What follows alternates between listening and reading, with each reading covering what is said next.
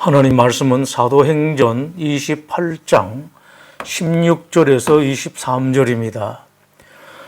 우리가 로마에 들어가니 바울에게는 자기를 지키는 한 군인과 함께 따로 있게 허락하더라.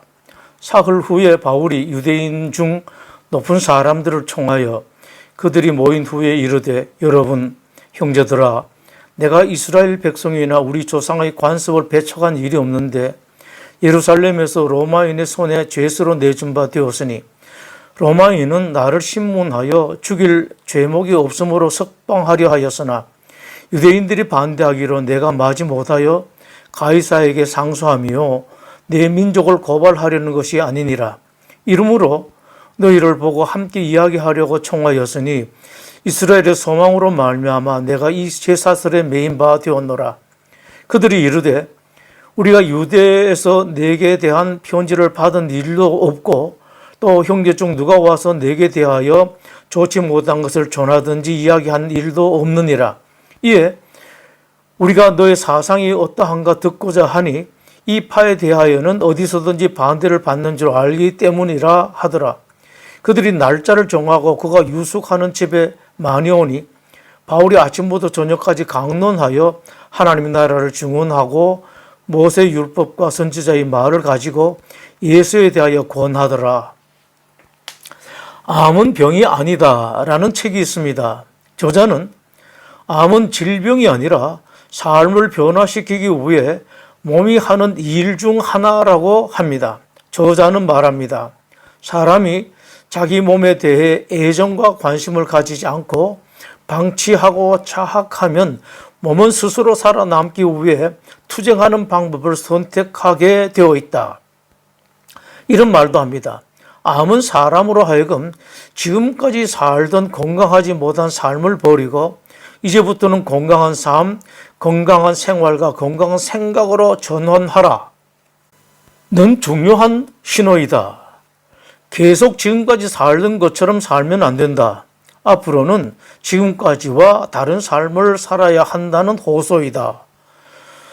저자는 암에 대해서 이렇게 결론을 내립니다. 암도 질병이기는 하다. 그러나 암이라는 질병은 자신의 몸을 정화하고 치유하려는 몸 스스로의 노력이요, 자신의 생명을 유지하려는 몸 스스로의 시도다.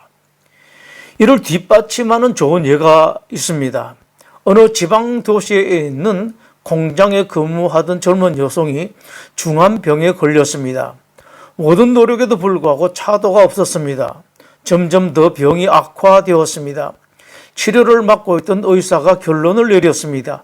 이제는 더 이상 치료할 것이 없으니 주변을 정리하십시오. 이 여성은 의사 말대로 주변 정리를 했습니다. 그렇지 않아도 살기 싫은 세상 떠나겠다고 주변 정리를 했는데 남은 것이 하나 있었습니다. 죽을 때까지 절대로 용서하지 않겠다고 다짐한 사람, 자기 모든 것을 앗아가고 끝내 자기를 버린 남성의 문제가 남아 있었습니다. 많은 생각과 고민 끝에 마지막으로 그 남자를 용서하기로 했습니다. 그 남성을 만났습니다. 다 잊어버리겠다, 다 용서하겠으니 편하게 잘 살라고 마지막 인사를 했습니다. 모든 것을 정리하고 돌아가서 죽을 준비를 했습니다. 그러나 죽는다고는 시간이 한참 지났음에도 죽지 않았습니다. 몸이 오히려 점점 더 회복되었습니다. 검사를 해봤습니다. 결과는 몸이 거의 회복되었다고 합니다. 그 여성을 병들게 한 것은 미움, 분노, 원망이었습니다. 죽을 수밖에 없는 병을 낫게 한 것은 미움, 분노 그리고 원망을 버린 것이었습니다. 하나님께서 우리에게 암을 주셨다고 믿고 싶지는 않습니다. 그러나 적어도 하나님께서 허락하신 것만은 틀림이 없습니다. 이 세상에 있는 모든 일들이 하나님의 손을 벗어나는 것은 없기 때문입니다. 그리고 분명한 것은 하나님이 주셨든지 아니면 어쩔 수 없이 허락하셨든지 간에 거기에는 하나님의 중요한 뜻, 의미가 있다는 사실입니다. 하나님께서 하시는 일에 의미가 없는 것은 없습니다. 다 의미가 있습니다. 바울이 예루살렘에서 유대인들에게 붙들렸다가 로마군에 이첩됩니다. 이첩된 바울은 멀리 떨어진 로마군 본부가 있는 가이사랴로 이송됩니다. 거기서부터 바울의 감옥살이가 시작되었습니다. 처음 바울이 예루살렘에서 유대인들에게 불들렸을 때 예루살렘에 대단한 소란이 일어났습니다. 그렇게 대단한 학식을 가지고 유대교를 섬기던 바울이 유대교를 배반하고 떠나 기독교로 개종하고 거기다가 유대교를 비난하다가 드디어 붙들렸다는 소식이 온 도시에 퍼져서 수많은 사람들이 몰렸습니다. 이송 과정도 대단했습니다. 예루살렘에서 가이사랴까지 호송하는데 보병 200명, 기마병 70명, 창병 200명, 총 401명의 군사가 동원되었습니다. 이 숫자는 로마에 주둔하고 있던 로마군 전체 병력의 반 정도가 됩니다. 바울 한 사람 호송하는데 이 정도였습니다. 바울이 가이사랴에 수감되어 있다가 다시 로마로 이송되는데 그 이송 과정에서는 더 많은 일이 있었습니다. 태풍을 맞아 보름 동안 죽을 고생을 합니다. 그 배의 승객 그리고 선원들 모두가 죽는다고 생각했고 심지어 선원들이 승객을 버리고 도망가려고 하다가 발각된 일도 있었습니다. 결국 배가 파손했습니다. 가까스로 섬에 상륙하여 모두의 목숨은 건졌습니다. 섬에서는 물리기만 하면 죽는다는 독사에 바울이 몰렸습니다. 그 독사에 몰려 살아난 사람이 없다고 했으나 아무 일도 없자 원주민들이 바울을 신이라고 한 일도 있었습니다. 이 모든 일을 다 겪은 후 로마에 도착했습니다. 거기서부터 바울의 로마 감옥살이가 시작되었습니다. 4년이란 세월 동안 바울이 붙들리고 투옥되고 여기저기 끌려다니고 여러 번 죽을 뻔한 그 모든 일은 단 하나, 바울이 재판을 받기 위함이었습니다. 따라서 성경을 보는 모든 사람들이 재판 결과에 대해 관심이 지대합니다. 그러나 성경은 모든 이들이 크게 관심을 가지고 있을 바울의 재판 결과에 대해서 한마디도 언급하지 않습니다. 재판 결과뿐 아니라 그 후 바울이 어떻게 되었는지에 대해 성경 어디에도 기록하고 있지 않습니다. 그 이유가 무엇일까요? 혹시라도 바울의 그 일들이 별 의미가 없는 것이라서 그러셨을까요? 결단코 그것은 아닙니다. 하나님은 당신이 사랑하는 사람들이 아무런 까닭 없이는 어떤 고난, 어떤 어려움이라도 절대 겪게 하지 않으십니다. 거기에는 항상 중요한 이유가 있습니다. 바울의 재판 결과보다 훨씬 더 큰 의미, 진짜 중요한 의미가 그 과정에 있기 때문입니다. 바울이 체포되고 재판받는 과정에 어떤 의미가 있었는지 찾아봅니다.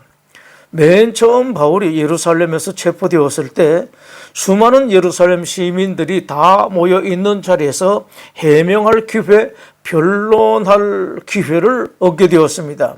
그러나 바울은 그 천건 같은 기회를 얻었음에도 한마디도 자기 자신을 위해서는 해명을 하지 않았습니다. 바울이 말한 것은 단 하나, 십자가에 죽으신 예수님이 다시 살아났다는 그 말이었습니다. 바로 이것입니다. 바울이 돈을 준다면서 사람들을 불렀다면 그 많은 사람들이 모였겠습니까? 어림없는 이야기입니다. 하나님께서 그 수많은 예루살렘 시민들에게 복음을 전하기 위해서 바울로 하여금 그런 일을 당하게 하신 것입니다. 바울이 사내들인 재판에서도 오로지 복음을 전했습니다. 사내들인 재판관들은 제사장 등 나라의 최고 지도자들입니다.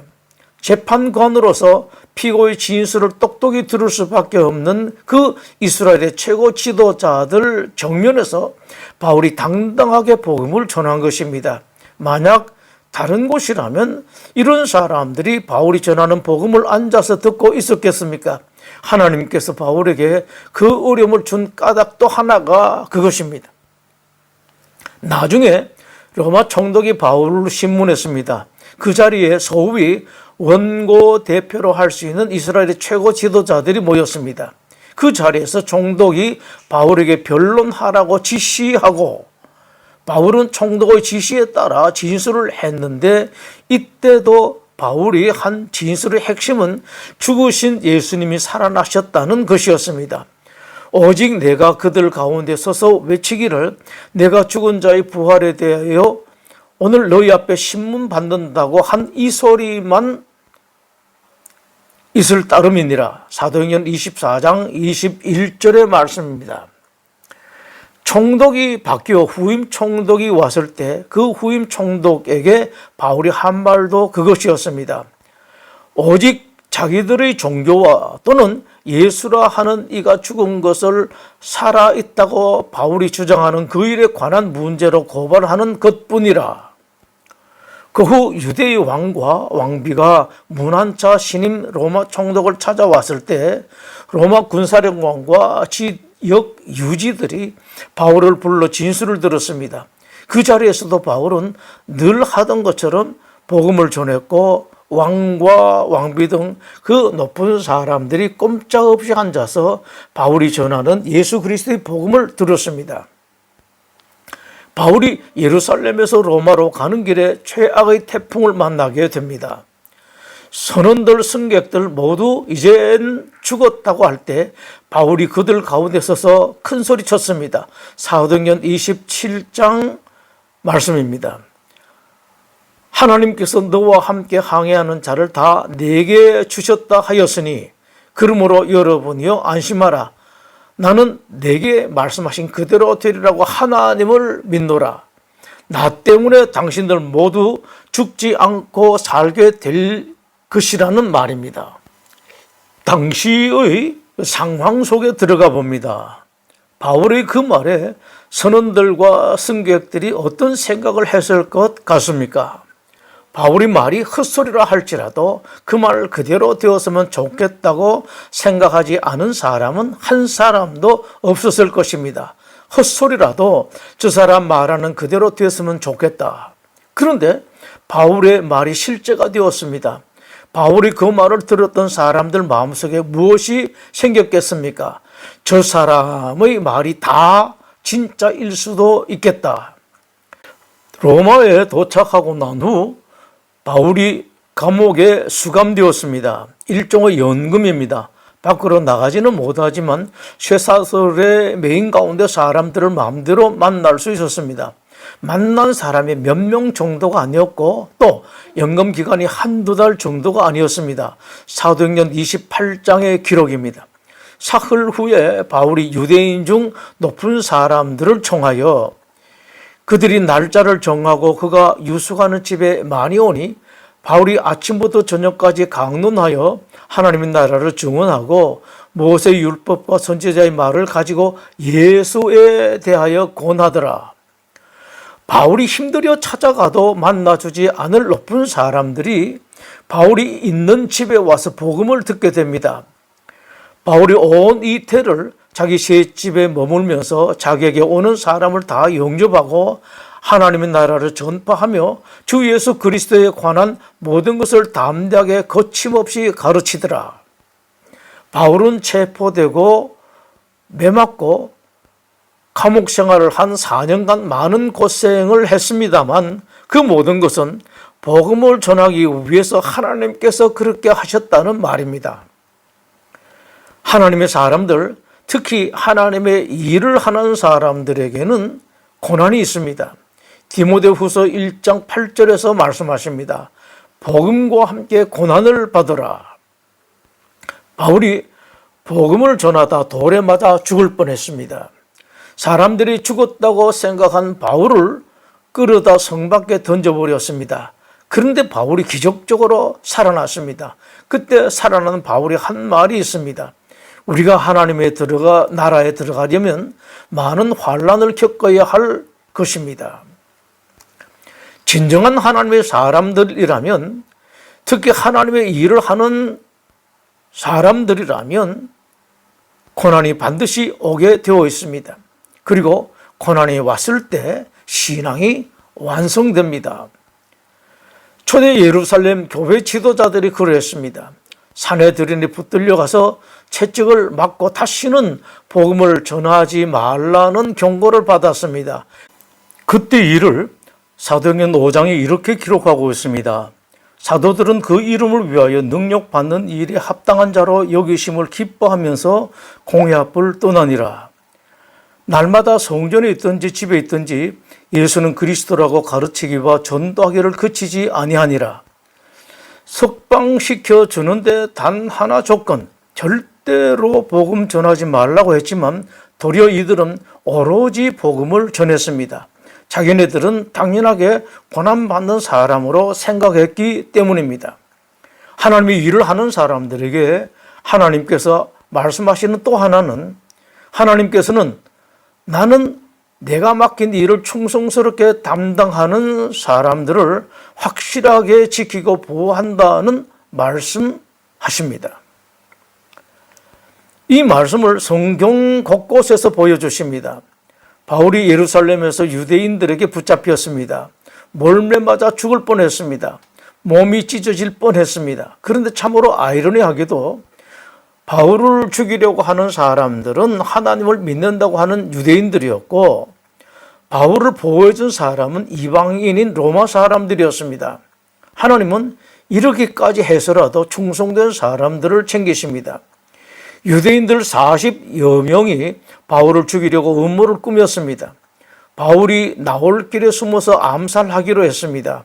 틀림없이 죽을 수밖에 없는 상황이 희한한 경로로 로마 천부장에게 전해졌고, 천부장은 예루살렘 주둔 병력의 반을 동원해서 바울을 보호했습니다. 하나님은 이렇게도 하십니다.